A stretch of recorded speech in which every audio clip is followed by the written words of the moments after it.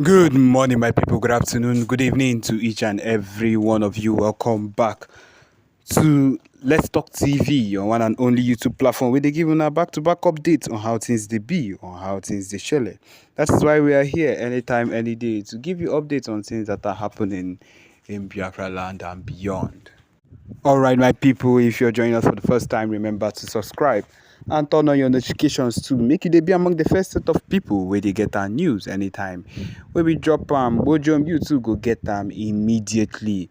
Okay, my people, also remember to like and share this video as you they see am so.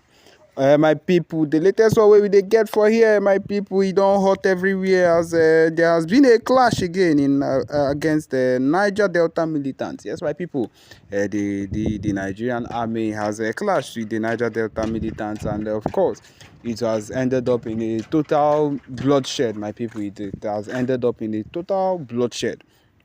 As you all know that these are the things that will keep happening in a country where first of all the government is not in order and everything has actually been turned upside down. In a country like this, I doubt any particular thing can go well, and in situations like this, when we have situations like this, we are led to understand that whatever it is you think that is supposed to go well will always end up in tragedy, and that is what it is that has been happening in a country like Nigeria, where from the government, from the presidency to the end of it, has just been a set of corrupt from one corrupt person to another. And by people, you expect nothing less from a country like this when everything is upside down and they are not working according to how a supposed reasonable country is supposed to work.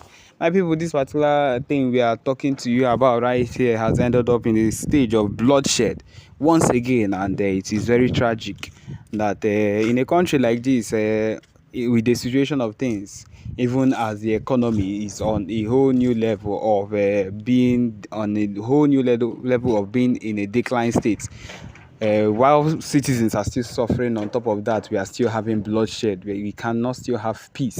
There is still violence on the edge of that same country, which means that on every point, or at every point in time, this country is not even safe on any level, and you expect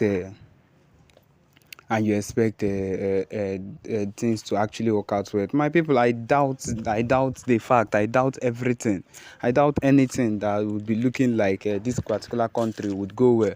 I doubt it to the core, because it doesn't look like it, because nothing is showing that this country wants to get better, or that this country wants to actually become better in whatever it is it has said, or whatever it is the government has talked about. My people, there is no going back, and that is why we ourselves as Ndi Biafra, we have decided and we have said that we are not going to give up on anything like this. We are not going to give up on moving forward, on fighting for our rights and for staying on our own. And that is why we want the release of Mazi Nnamdi Kanu, yes, on Hamadike Ndibo. That is why we want him to be also released for us. And so, my people, at no point can we decide to even say that we are giving up, because we are not, and nothing will make us give up. And that is why we'll fight for our freedom, because this particular environment, this particular country is very, very unsafe. And once we get what we want, which is our referendum, what we want, we get what we want, which is our freedom from this particular place, and then we have our boundaries set, then we know that whatever it is that is happening on their side does not concern us, and we will not bother about it, because then we are not going to be involved in whatever issues that they have. But now, as we dey talk am, so it means that we are still here, and that is why we are fighting hard for the release of Mazi Nnamdi Kanu, and we are fighting hard also for our own freedom. That is why the PM is working tirelessly to make sure that things work out as well. That is why we are not also agreeing. That is why we are not also in support of anything that looks like the fact that these people, the Fulanis or anything of that sort, wants to encroach into our land. We are not in support of it, and we can never be in support of it. We are very, very opposite. We are not in support of any of those things. Giving our land to them for what?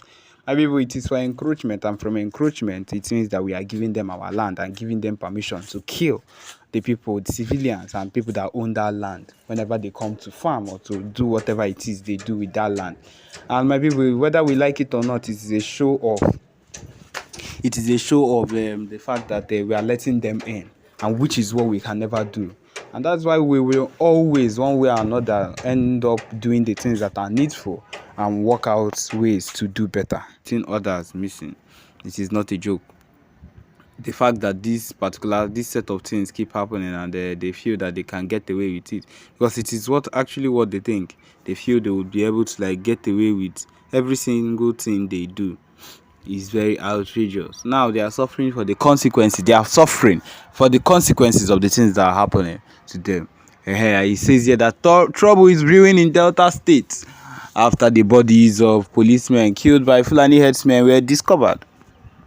A collaborative effort between security forces and local vigilantes resulted in the retrieval of deceased police officers' bodies belonging to the IRT Abuja, PMF 51 Ogara, and Anti-Kidnapping Squad Asaba.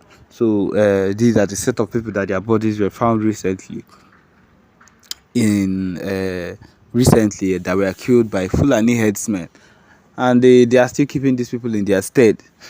They are still keeping this set of people in their stead. And that is why we can never allow them to encroach into our own land. They have already encroached. They have started entering. But we will not allow them to do that anymore, because the more they encroach, the more they enter into our land, the more they take over and want to feel that they have something they need to do in our place. And we will not let them have that. Yes, we can never let them have that. Okay, it continues. The recovered corpses of the officers have been deposited at Mariri Central Hospital morgue in Ugili, disclosed a senior security source at the Delta State Police Command, speaking on the condition of anonymity. The recovery operation conducted in Ugili North local government area of Delta State followed extensive search efforts in the forest on both Sunday and Monday. So these people have been missing for some time. On January 24th, 2024, 3 officers, all inspectors, were dispatched to the Ororo community in Ugili North, Delta State, in response to a distress call made by an individual named Moses Progress. The distress caller alleged an attack by suspected Fulani herdsmen, leading to the officers' deployment. Tragically, they never returned, and with their fate shrouded in uncertainty. So they called these people and they sent only 3 police officers instead of them to send a full squad to go and handle these people. Fulani herdsmen normally move in bulk, and you sent only 3 people. What do you expect? Of course, they have taken them down. Although the police authorities in Delta State have remained silent about the incident, a group of local vigilante members discovered the bodies of some of the slain officers. The report continued. Operation Huts belonging to the suspected killer Fulani herdsmen were demolished, and 6 corpses were found in the Agadama bush, while the whereabouts of the 15 others remain unknown. Regarding the discovery, the anonymous security source further elaborated. They spent over 3 hours at the hospital morgue during the documentation before being attended to at Ugili Central Hospital. Another source, when queried, mentioned no details yet, and I will get back to you as we progress, indicating ongoing investigation into the matter. My people, this is what it is, and this is what things would always end up to be, so far as it concerns the Fulani herdsmen being allowed to encroach, because these Fulani herdsmen, they are trouble. They are full-time trouble. And the earlier we get to find out that these people do not have a place with us, and they can never have a place with us in the southeast, I don't care about wherever they are, in Abuja or wherever, those people, they can allow them encroach into their land. But in our own land, Abia State, Imo State, Ebonyi State, Enugu State, and the rest, we are not allowed to let them in. We cannot let them in. If not, we risk losing lives of maybe innocent farmers, innocent people that are around. And that is the reason. we must avoid anything that will allow us calm down when we see them encroaching or entering into our land. We cannot do that. We cannot let them do that. And so because of that, we will always be at alert to make sure that they do not encroach into our land to do things that are not that to do things that would cause mayhem or trouble in our society or in our community. And yes, we've come to the end of this particular broadcast. Thank you for joining us. Remember to subscribe and turn on your notifications too. Thank you.